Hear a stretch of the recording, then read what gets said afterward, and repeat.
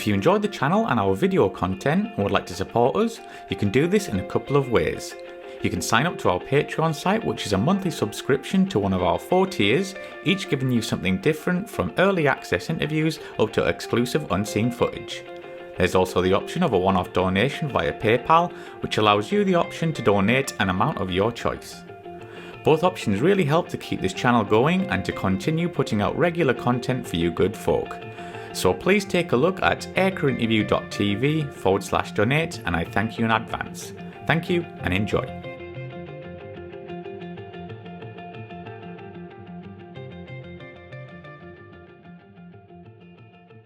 So Wombat, when did you first become interested in aviation? That's actually a question I get a lot, and it's not the typical answer that a lot of people have is, they grew up around aviation or their father or mother or somebody was in aviation. It really kind of was happenstance of just I was at college and in a Navy ROTC program. I had no idea that the Navy really flew airplanes at the time, which sounds funny now looking back. And one of the seniors in the program came up to me and he asked me, hey, what do you want to do in the Navy? And I had never really given it any thought. I just wanted to join. And he's like, well, what about flying?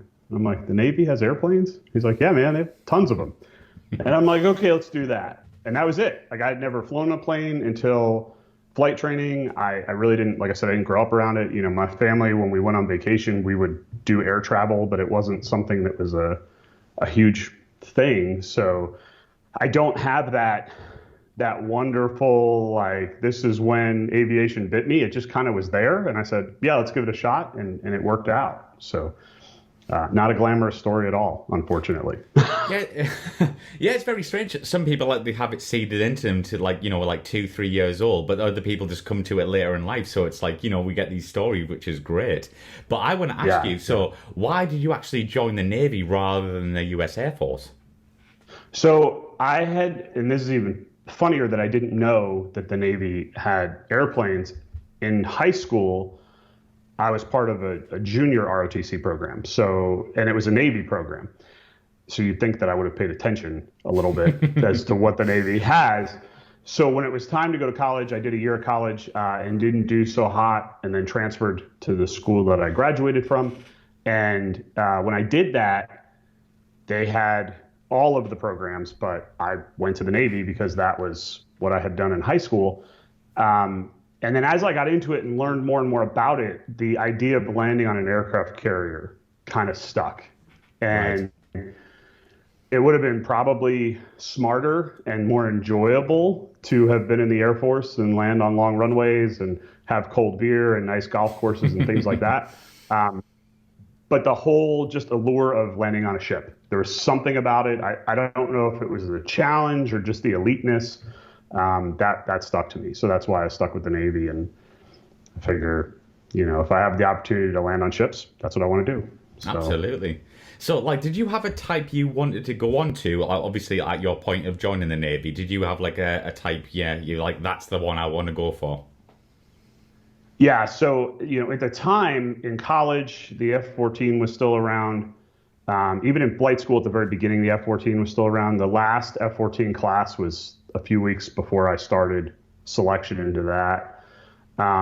So obviously growing up with Top Gun and things like that, the F-14 fighters, but the Hornet was coming into its own as well. So yes. There was something about the Hornet. It could have been the single seat, you're all on your own, the multi-role. But fighters were really where I wanted to be. But if I couldn't do that, I still wanted to land on a ship. So I really didn't give a whole lot of thought to the P3 or helicopters or things like that. Not to say there's anything wrong with those communities. It's just, if I was going to go fly helicopters, I think it would have been more fun in the Air Force because they had different missions. If I was going to go fly a big winged aircraft, well, the Air Force obviously has some amazing big wing aircraft that do some really, really cool missions. So for the Navy, it was really anything that was carrier related is what I wanted to be a part of. So how did you ultimately it was the fighters first is what yes. My goal was fighters first and then see what happens. Yeah. So how did you feel when you got selected to fly the mighty E-2? Well, it's interesting how it went down. So I actually did Air Force flight training for the first part. So I wasn't with the Navy. And that was actually probably better for me because I needed the structure. The Air Force training is very structured and the Navy training is very not. Okay. So I went through this whole thing and you get your dream sheet, hey, what do you want to do? What do you want to fly? And I was like, well, I want to go to Kingsville, Texas and fly jets, or I want to go to Meridian, Mississippi and fly jets. And then I put E-2C because they were a combined platform. And then I think I put helicopters and P-3s, can't remember. And the commander that was in charge of all us came up to me one day in the hallway, and he was a former F-14 Rio to pilot. He had done that in his career. And he asked me, he said, hey, why'd you put E-2s over helicopters and P-3s? And I told him kind of what I just said to you. It's all about landing on the ship if you're in the Navy. So he went off and selection night came, and in typical U.S. Navy fashion, they don't manage it well. So one week everybody gets fighters, and the next week everybody's flying helicopters, and it just becomes this reactionary. Whereas the Air Force was really good. You know, they had the slots planned out for the year. So there was no jet slots, but he got me an E-2C slot because he knew I wanted to land on the ship. And at that point, you know, and I tell young guys and girls, like, I did want to fly fighters, but I really wanted to get my wings because I had some struggles, not necessarily academically in flight school, but with air sickness and stuff. So my goal was I just want to get my wings on whatever it is. The fact that I can be a fixed wing carrier-based pilot was cherry on top, and I was real happy with that. So I was not down at all. I was excited. I didn't know a damn thing about the E-2 at all. No idea what it did. Barely even knew what it looked like. So, but here I am. There you go. So yeah, let's talk a bit about the E-2 because that's what I want to talk about and divulge into. But what was the initial role of the Hawkeye, and was it the same when it was like originally designed from when you flew it on your time? So no, although we did the mission once. So the original mission of the E-2 for the Navy was to track and intercept Russian bears coming after the carrier strike group. That was it. That was its pure mission.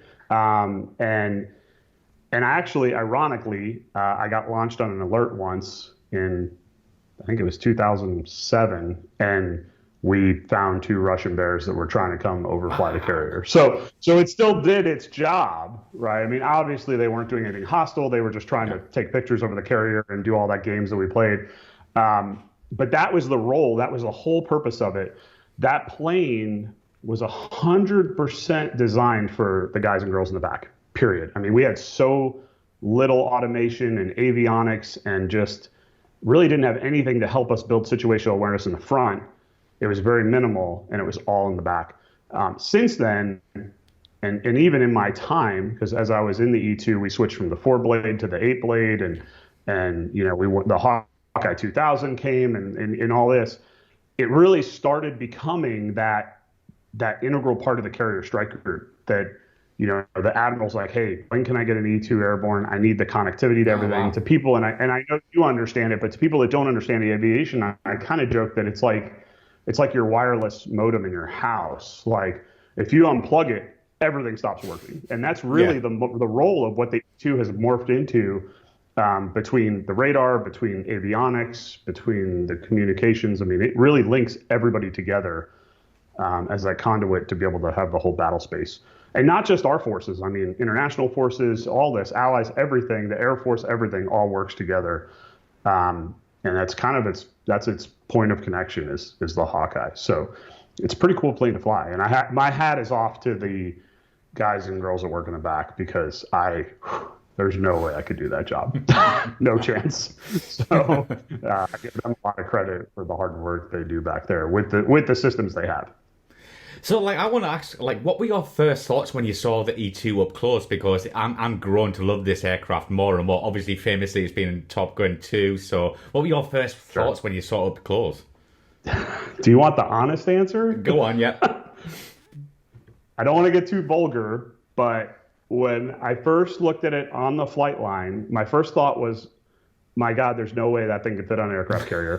Followed immediately by, it kind of looks like a penis with a hat on. Like, it's a very funny looking plane. Like, there's nothing about it And now you'll never not be able to see that, by the way. Oh, So I'm you're going to say that welcome. now. Yeah, cheers for that. 100%.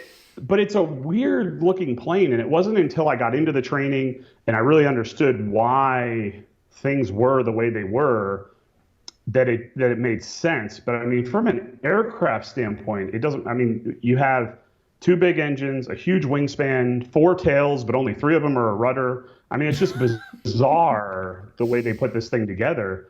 But it all makes sense once you understand the history behind it and why it is the way it is. So, but I would say first thought definitely was, holy hell, that thing is huge. I don't, and that was, they were all parked on the flight line and the wings were all folded. So I could only imagine with the wing spread how big it was. And it's not a small plane when you're trying to put it down on a small aircraft carrier. So Absolutely. it was intimidating. Big old lady. But can you talk us through some of your ground training in the E2? Sure. So initially start up, I've gotten my wings. I've carrier qualified in the T-45. So I've proven that I could at least do it 10 times without killing myself. And off to the E2. You go in on day one and they put you in a room. I'll never forget it. There was 10 of us, 10 students, pilots, and instructors came in and they explained how the E2 and the C2, because they're very similar in their avionics and things like that, that you would never see a civilian variant. And Right. I was like, from an E2 standpoint, I'm like, well, obviously, why would there be a civilian E2? Like, there's no need for that. Mm-hmm. But what they got at is the reason there wouldn't be is because our FAA, which is now it's changed since, but our FAA had deemed the instrument scan so bad that it was unflyable, the way they had the original steam gauges all Right. outlined, and that it was aerodynamically unstable. The airframe was. And I was like, okay, maybe I should have went helicopters. I don't know. But then they basically said, okay, there's 10 of you. 2 of you are going to go fly the C2. 8 of you are going to go fly the E2. We've never had a class not figure it out amongst themselves. So figure it out. You have all day. See ya. And they all walked out. And it was just the 10 of us in there. And we had to figure out who was going to do what. So that was day one. And it got interesting in that room for sure, because there were some people that did not want to fly the E2. They were offering money for a C2 slot. I kind of took myself out of it very quickly because I wanted to fly the E2, because secretly in the back of my head, I always still wanted to try to fly fighters. And I figure if I flew the E2, I'd be day qualified, night qualified behind the ship. I'd be around the air wing, kind of a poor man's networking opportunity. Whereas the COD guys are kind of off on their own doing their thing. So I picked right off the bat, I was like, I'll take an E2 slot, and I was done. So, but then it was simulator training in a very rudimentary simulator, frankly. They rarely even turned the motion on because the motion was hydraulically operated and it kind of lagged the computers. So most of our simulator training was procedural by nature. And then you were right into flying that plane, which is grossly different than coming from a little T-45, which was a blast of a little jet to fly, to now into this huge plane that has massive amounts of P factor and all this stuff that you don't even really know what that is at that point. So to say it was a fire hose of training is putting it lightly. It was a lot of work. Absolutely. And yeah, you mentioned the crews before, but can you tell our viewers how many crews were on board, and yeah, basically what the roles of each guy, girl was on board? Sure. So you have a pilot, co-pilot, and they're pretty much interchangeable. One sits in the left, one sits in the right. Now in the Navy, we fly, the person physically flying the plane for takeoff and landing is the left seat pilot, because of where the lens is on the ship and things like that. Not to say you couldn't land it from the right seat. It would be difficult at the ship because your scan would be horrible. But that was basically what you did. The seat up front didn't really delineate who was more senior or who wasn't. There was times, when I became an aircraft commander, I'd be in the left seat. Sometimes I'd be in the right seat. It just depended on the flight and who needed the landings and all that. And then in the back, you have 3 naval flight officers. We called them the RO, the ACO, and the SECO. And the RO is the person who sat the furthest forward.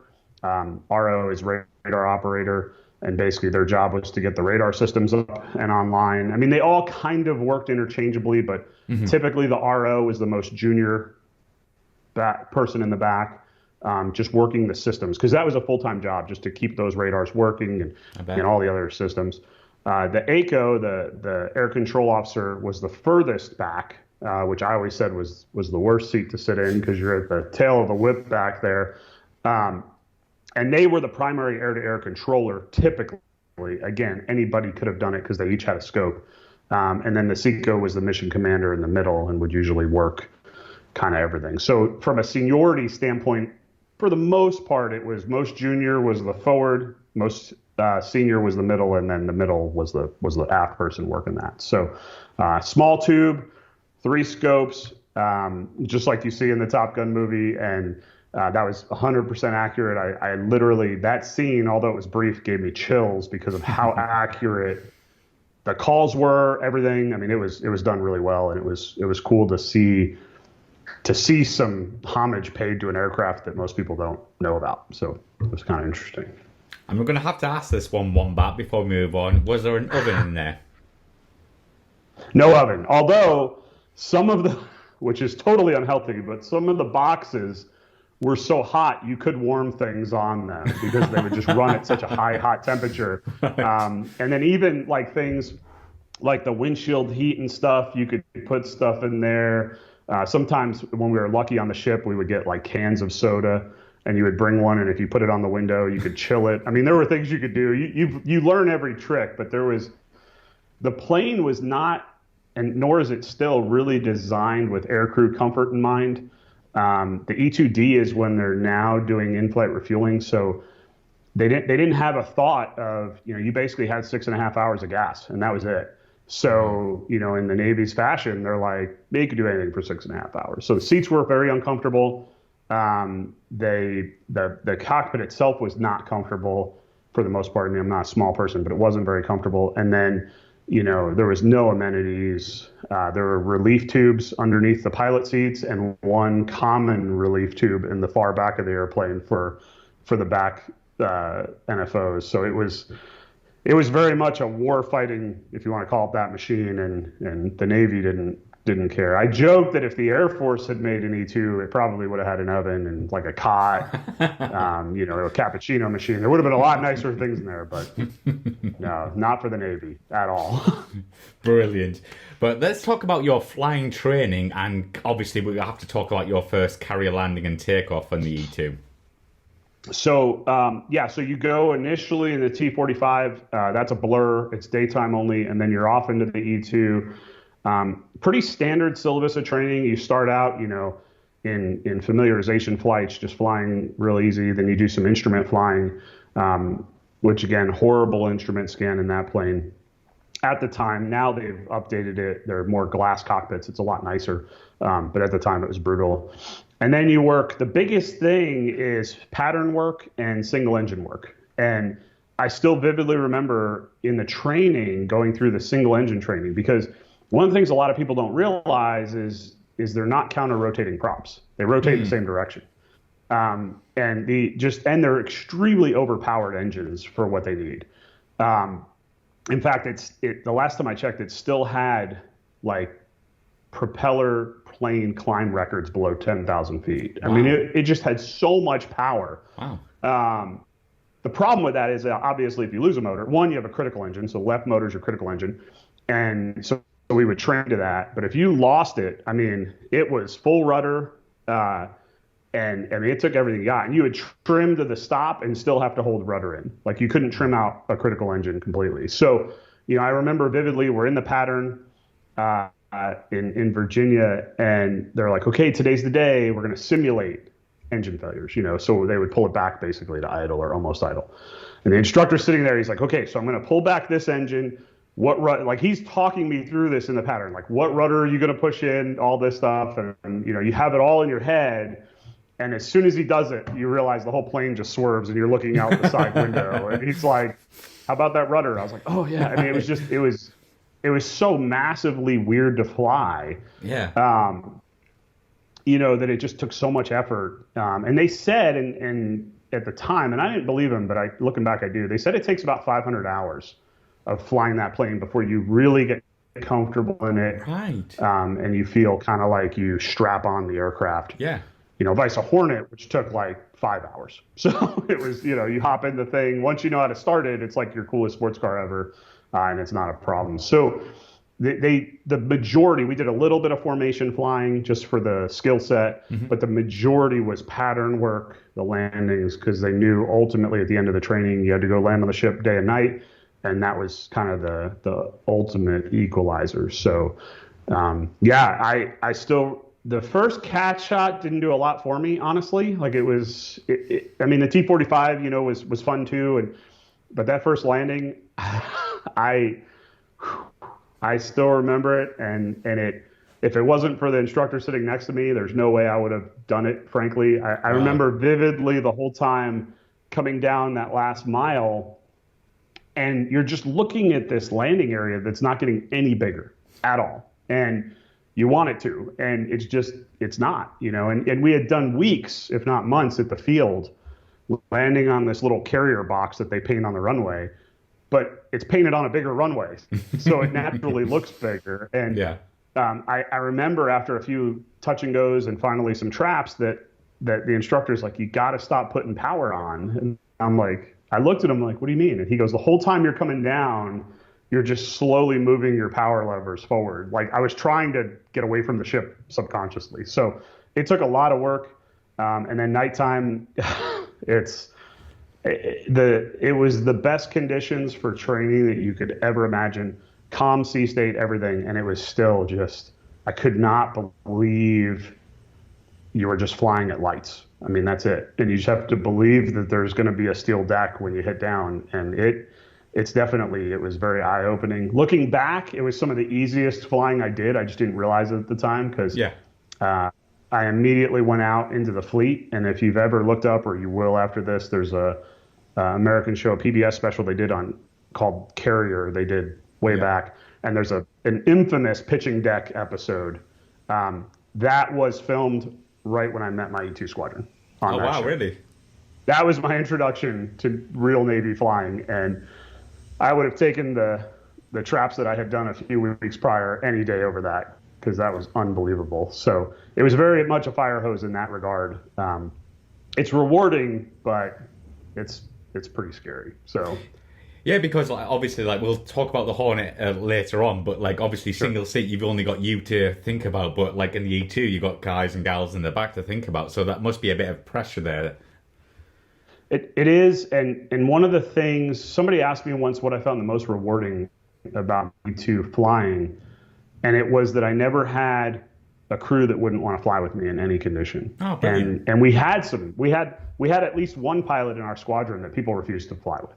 Wow, really? And frankly, yeah, and I don't necessarily blame him, to be honest with you. He just did some things that weren't ideal. And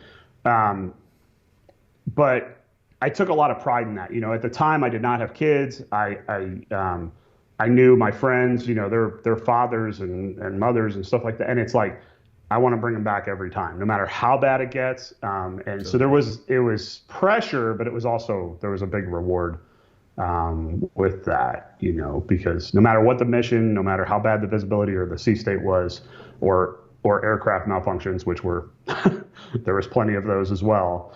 I knew that I could bring it back. So, and I made a bet with myself early on that my last visible sight before I died was not going to be the dashboard of an E-2 Hawkeye. So I refused to let that plane kill me, and I worked my butt off to successfully achieve that goal. So it was a lot, but it was fun. Here I am, and I will never get back in an E-2, so I can't lose that bet ever. So, absolutely. But yeah, it's interesting. So can you talk us through some of the strengths and weaknesses of the Hawkeye? I would say a lot of the weaknesses have been fixed. So our loiter time was a weakness because we couldn't mid-flight refuel. So that's been fixed. The avionics at the time when I flew it was a weakness because it really, the scan was horrible. I mean, the worst plane I've ever flown or seen, just where they put the instruments.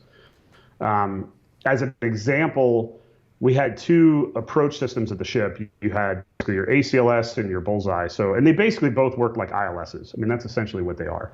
And in a perfect world, you would fly the ACLS, which would be up on your attitude indicator right in the front. But if you couldn't get a lock on with that, you'd have to fly bullseye. Well, in the E2, for a guy like me at the time flying bullseye, the needles would not pop up on your primary attitude indicator. They'd pop up on your standby attitude indicator, which for me was behind my right knee. Not what you So need. I would be flying, and I would be flying, and I would be checking my vertical speed and all this stuff, and then I'd move my knee and go, okay, I'm still good. And that was your scan before you got to the ball. It was horrible. Wow. So now with the E2D and some of the avionics, from what I've heard, the glass cockpit, obviously you can do things with that to make it much easier instrument scan wise. So I think those are the two things. The radar has been upgraded, which is nice. I think the NFOs like that a lot. Again, when this thing came online, it was designed for one mission, and that was, hey, we know that Russian bears are coming. Let's launch the Hawkeye and do this. Okay, it's been 3 or 4 hours, and they need to come back. Let's launch another one, right? And the Navy really has adapted that role and put a lot of money and effort into the Hawkeye to make it. Now, I will tell you, I would not want to fly and mid-flight refuel on that thing. No way. As somebody who's done in-flight refueling and flown the Hawkeye, I would never want to be somebody that had to meld those two together. Right.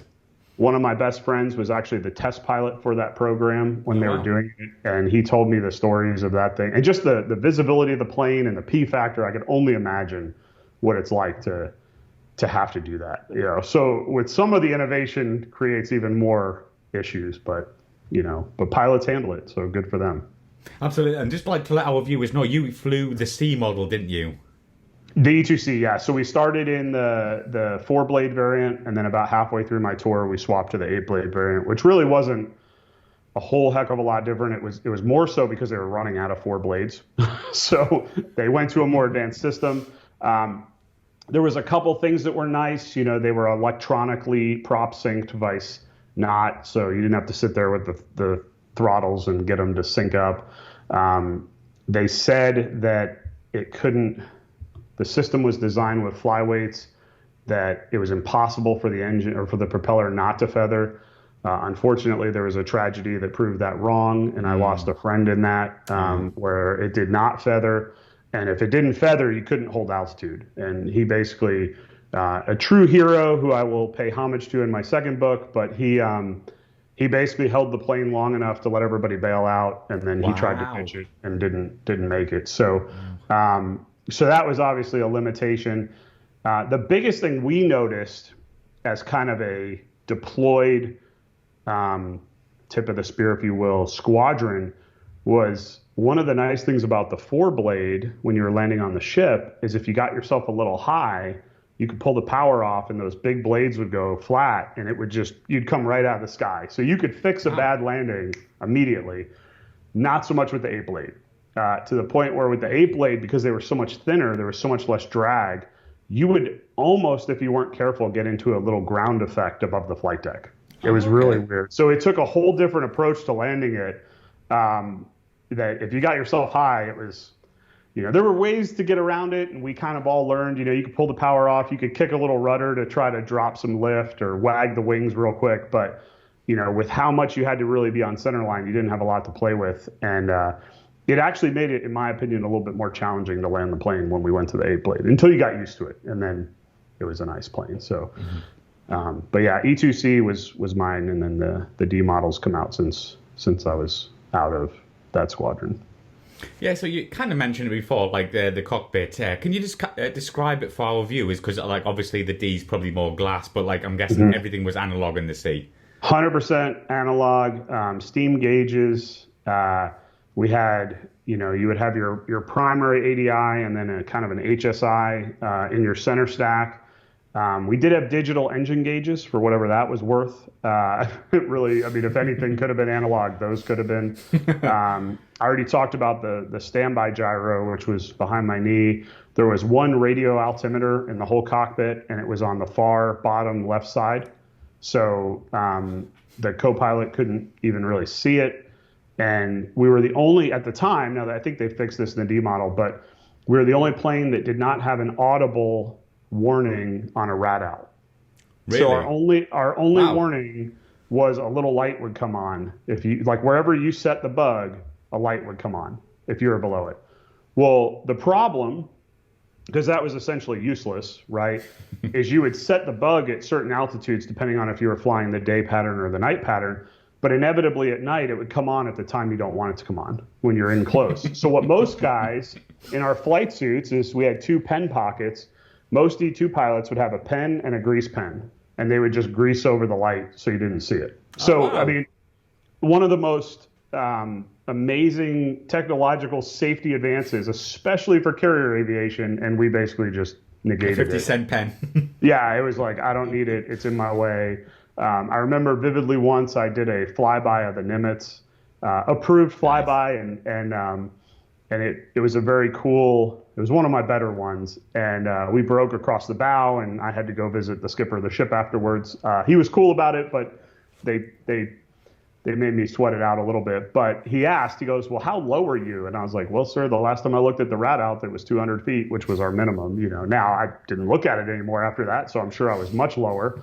But based on the fact that I went about eye level with the tower of the ship, so but it was things like that layout really made it challenging, especially when you were first learning how to fly it, because you're trying to build this scan and your eyes don't even know where to look. Once they did, it became just like any other plane. You know, it's just when I got to the point where I could get in and essentially strap the plane on, oh, it was so much fun to fly. And you could make it do things that, I mean, you'd go to air shows or just fly into air shows or do flybys on the ship, and nobody expected this big plane to do what you just made it do. So it was fun, but it took a while to get to that point. So. Yeah, and I've seen, like, just going off topic here, Wombat, I've seen a couple of videos, like, flybys of the E2 from the Carrier, and it actually has contrails from the wings, and I'm like, wow, I've never seen that before, and it's pretty nimble.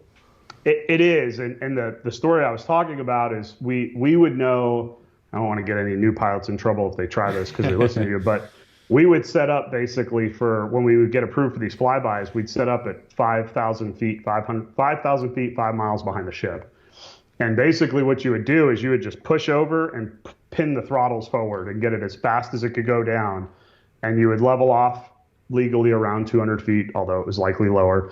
And at the time in this flight, it's actually my friend is in the right seat. And my plan, as I said, because you can't see. I mean, the Hornet, you could see everything. So you can't see. Yes. So you're just glued on not flying into the water. And I go, when you see the tower of the ship go by, say now, and I'm just going to roll it over and pull for everything she'll give me. And to his credit, he's also a little bit of a wild card, and he's a super fun guy. So in his mind afterwards, he's like, well, if I waited until the tower passed, we'd be too far forward. So I set it a little early, and I'm not looking out there. Well, so he says, now I roll this thing over, I pull the yoke back into my lap, and then I look out, and we went right over the bow of the ship. Like physically, I saw the numbers of the ship go right under my wing, and I'm like, okay, even if I was at 200 feet, it's an 80-foot plane side to side, so half of that's 40. The flight deck's 70 foot off the water, and there's planes parked on it. So I'm like, oh man. And I'm like, we were close. And like, normally when you would do a flyby, it was a big deal, right? The tower would come up, and they're like, hey, great job, you're cleared to depart to the west or whatever. It was dead silent on the radio. And I'm like, oh God. And I was like, hey man, I'm like, call him and tell him. He's like, I'm not talking to him. And I was like, so finally, I'm like, the call sign of the ship was Old Salt. I was like, Old Salt, 601, departing to the east. And they were like, hey, great flyby. I'm like, oh, thank God. So we came around, we land, and there's a big note on the board in our ready room for me to go see the skipper of the ship. And I was like, oh.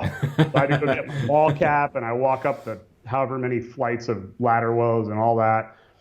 And he has a picture back in the days when all you had was printed pictures.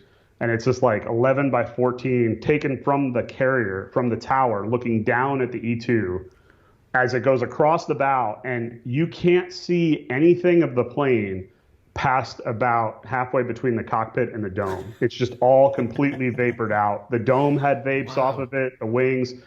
And he looked at me and he's like, so what's the max speed of an E2? And I'm like, well, the book says 300 knots, sir. And he's like, how'd you get all those vapes at 300 knots? And I'm like, it's really, really humid outside today. And he just kind of looked at me and he's like, get out of here. Brilliant.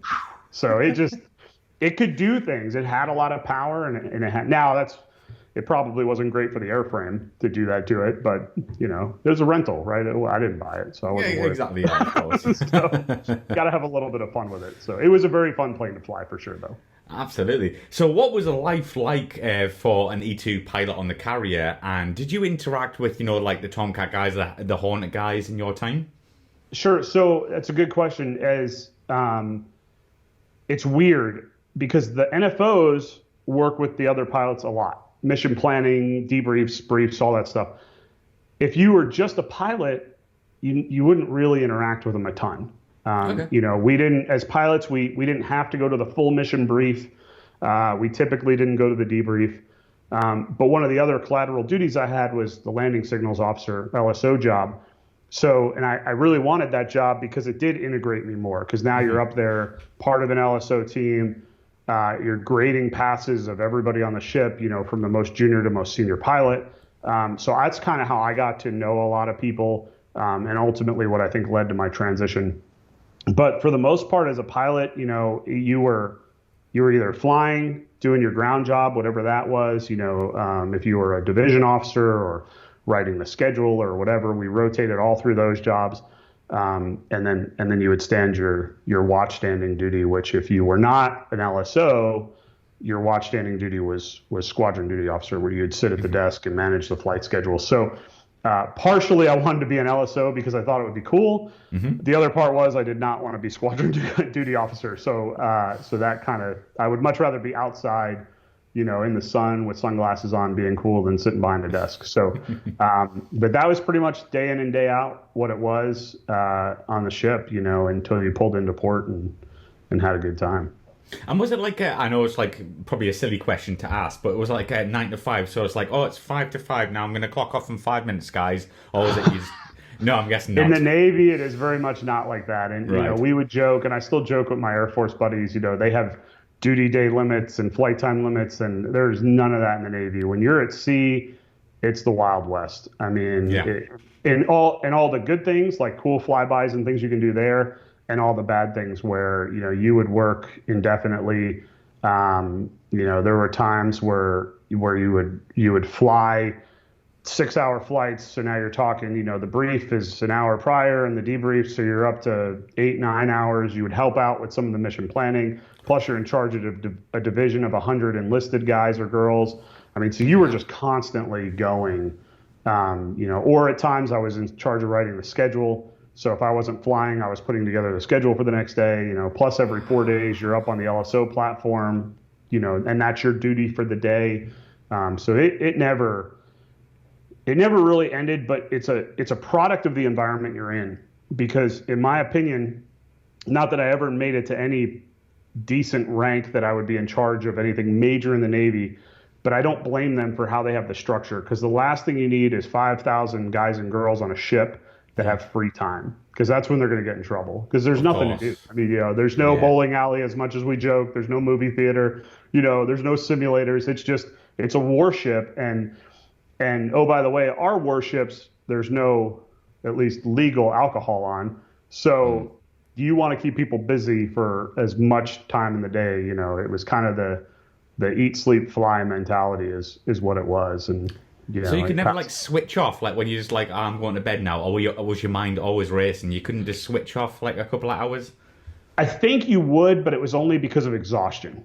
Right. Honestly, right. I think you would get to a point where you were just so tired that no matter what, you were going to go to sleep. And then it's well, how good is the room your room in, right? So on my first deployment, actually on all my E2 deployments, I was in a 6-man room with between anywhere, depending, 4 to 5 people. Usually the 6-man room, we tried to keep one bunk open, to make it a little bit more. But it was, there was always somebody in there. You've got your bunk, you've got a desk, that's it.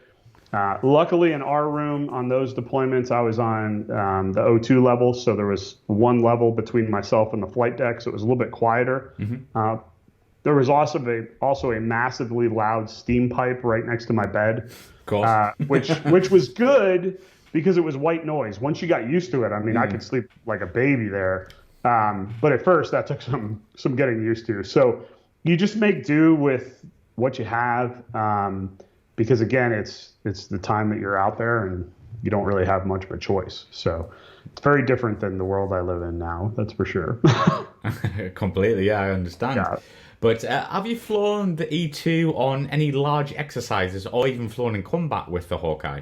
Yeah. So all three of my deployments were combat cruises. Either Iraq or Afghanistan was primarily what we did. And then, yeah, so I've done, I mean, every workup cycle we do large force exercises with our air wing. But then additionally, right after I got back from my first deployment, we went to, we were one of the first to go to Elmendorf, Alaska at the time. This was in, I think, 2005. We did a huge exercise, Northern Edge, with the Air Force, and it was the first time they brought out the F-22s. And it was cool. You know, they were the hierarchy of fighter pilots in the Air Force is very interesting because, you know, the F-16 guys would roll into town and think they were awesome, and then the F-15 guys would roll in and put them to shame, and then the F-22 guys would roll in and put them to, you know, it was just funny. And here we are, the E-2 guys that nobody knows what we do. We're weird looking AWACS, you know, but it was a fun plane to fly. So that was early on. I got to do that. And then, yeah, all my E2 time was combat deployments. They were what we refer to as a Westpac. So we leave San Diego. We're going to go, you know, they lure you in with thoughts of Hawaii and Australia and Singapore and Hong Kong. And in reality, you just steam as fast as you can to the Persian Gulf and spend your time there. So we did hit those ports, but very small, few and far between. So. Yeah, and did you have, like, I'm going to ask this, like, did you ever work with, like, the British, the RAF or anything like that?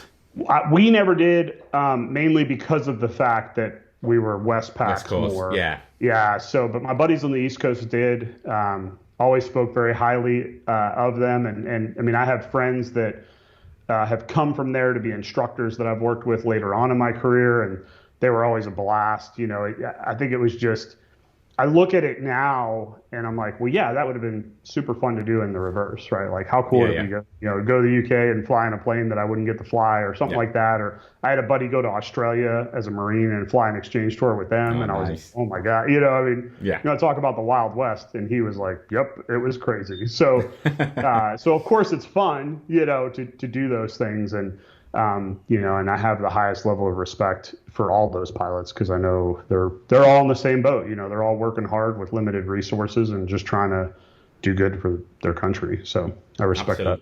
Absolutely. But Wombat, you probably have many stories, but can you maybe share one or two from your time on the E2 for our viewers? So the one that I'll tell you, and I won't share it, but everybody could go read it, is the prologue. So Trees in Flight is the book I wrote, and it is a fiction book, but the prologue to that is a true story. So I put that out there. The one that I think I'm the most proud of was, it wasn't a combat related story, but we were flying the E2. I was actually writing the schedule, and we got word, we were working in the Western Pacific, pretty far away from Guam. And we were blue water operations, meaning we don't have a divert field to go to.